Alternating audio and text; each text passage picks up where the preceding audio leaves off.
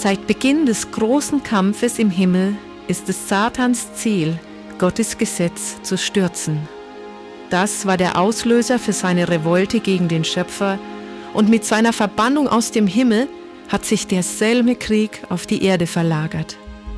Konsequent verfolgt er seinen Plan, Menschen mit Lug und Trug zur Übertretung von Gottes Gesetz zu bringen.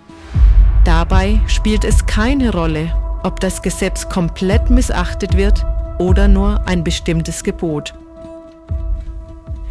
Es ist erschreckend, wie stark sich der Unglaube ausgebreitet hat, nicht nur in der Welt, sondern auch in den Kirchen. Zentrale Säulen des christlichen Glaubens werden heute von vielen nicht mehr anerkannt. Grundlegende Fakten wie die Schöpfung von inspirierter Feder dokumentiert, der Fall des Menschen, die Versöhnung mit Gott und die Unveränderbarkeit seines Gesetzes werden von einem Großteil der Christen nur bedingt akzeptiert, wenn nicht rundum abgelehnt. Doch wer die Wahrheit ablehnt, lehnt den Gott der Wahrheit ab. Wer sich nicht um das Gesetz schert, verachtet die Autorität des Gesetzgebers. Ein Götzenbild muss nicht aus Holz oder Stein bestehen. Man kann es genauso gut aus falschen Lehren und Theorien herstellen.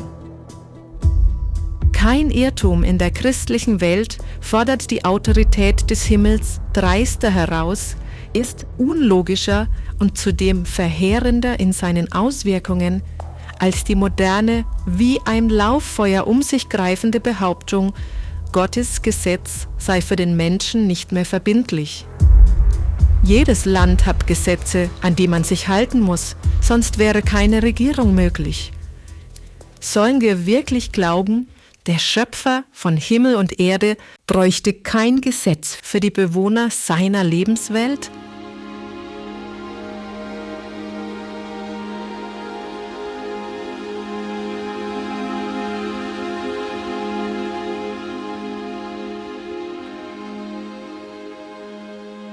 Werden Gottes Prinzipien abgelehnt, wirkt Böses nicht mehr abschreckend und Gutes nicht mehr anziehend.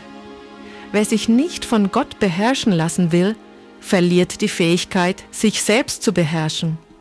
Seine rebellische Einstellung hat einen zersetzenden Einfluss auf Kinder und Jugendliche, die von Natur aus schnell gegen Regeln aufbegehren, und so wächst eine Generation zügelloser Individualisten heran. Die Ansicht, Gottes Gebote seien für die Menschheit nicht mehr verpflichtend, wirkt sich allgemein zersetzend auf die Moral aus und hat weltweit die Kriminalität in die Höhe schießen lassen. Eine gigantische Welle von Vergnügungssucht, Korruption und Straffälligkeit erfasst die Gesellschaft. Auch die Familien hat Satan ins Visier genommen. Sein Banner weht sogar in angeblich christlichen Haushalten. Es herrschen Neid, Unterstellungen, Heuchelei, Entfremdung, Streitigkeiten, Untreue und das Lustprinzip. Das gesamte Fundament religiöser Werte und Wahrheiten, auf denen das soziale Miteinander aufbaut, scheint in seinem Kern erschüttert zu sein und kurz vor dem Kollaps zu stehen.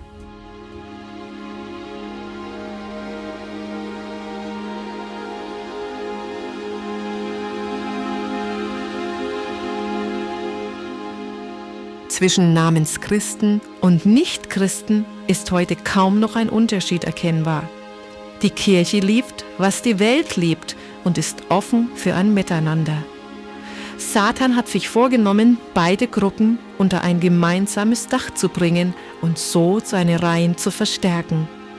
Als Motor der Einheit soll ihm der Spiritismus dienen. Mit seinen Verlockungen vernichtet er unzählige Existenzen. Süchte unterjochen den Verstand und Triebbefriedigung, Streitereien und Blutvergießen sind das Resultat. Satan liebt den Krieg, denn er treibt Menschen zu den schlimmsten Gräueltaten, bevor der Tod sie mitsamt ihrer blutigen Schuldenlast in die Ewigkeit zieht. Er stachelt Länder zum Krieg auf, damit keiner mehr daran denkt, sich auf den Tag Gottes und sein Gericht vorzubereiten. Während Satan sich den Menschen als wunderbarer Arzt präsentiert, der jedes Leiden heilen kann, löst er Krankheiten und Katastrophen aus, die belebte Städte mit Tod und Verwüstung überziehen. Tragische Unfälle auf Land und See, Großbrände, heftige Wirbelstürme und schwere Hagelfälle, Unwetter, Überschwemmungen, Tsunamis, Erdbeben und 1000 andere Formen des Unheils auf der ganzen Welt sind der Beweis für seine Macht.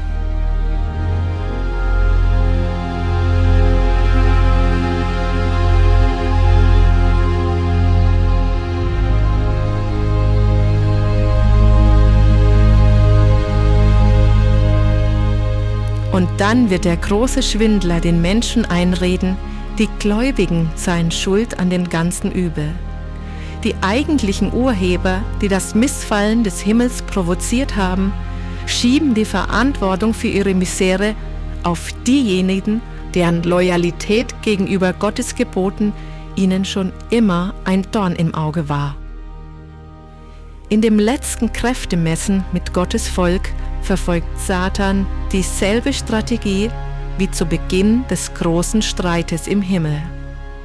Damals behauptete er, es ginge ihm um die Stabilität von Gottes Regierung, aber im Hintergrund setzte er alles daran, sie zu stürzen und unterstellte genau diese finsteren Absichten dann den treuen Engeln. So wird es auch jetzt sein. Satan will alle vernichten, die Gottes Gesetz ehren, beschuldigt sie aber gleichzeitig, das Gesetz zu brechen, Gott zu entehren und seine Gerichte gegen die Welt heraufzubeschwören. Gott setzt den Willen oder das Gewissen eines Menschen niemals unter Druck.